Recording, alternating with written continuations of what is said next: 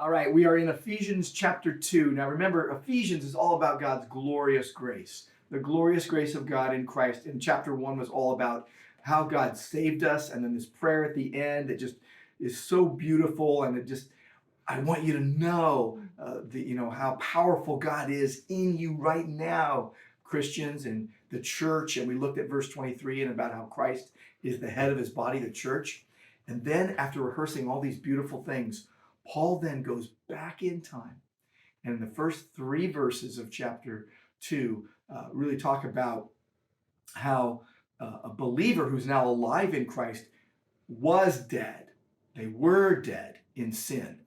And so this is for believers. This is for believers to look back and realize how merciful God was. And we get to verse 4 and it's like, but God, being rich in mercy, right? So for about 5 weeks, we're going to be in the first 10 verses of chapter 2, all about being alive in Christ. But let me read these first 3 verses. It says this, Ephesians 2, beginning at verse 1, and you were dead in the trespasses and sins in which you once walked, following the course of this world, following the prince of the power of the air, the spirit that is now at work in the sons of disobedience, among whom we all once lived in the passions of our flesh, carrying out the desires of the body and the mind, and were by nature children of wrath like the rest of mankind.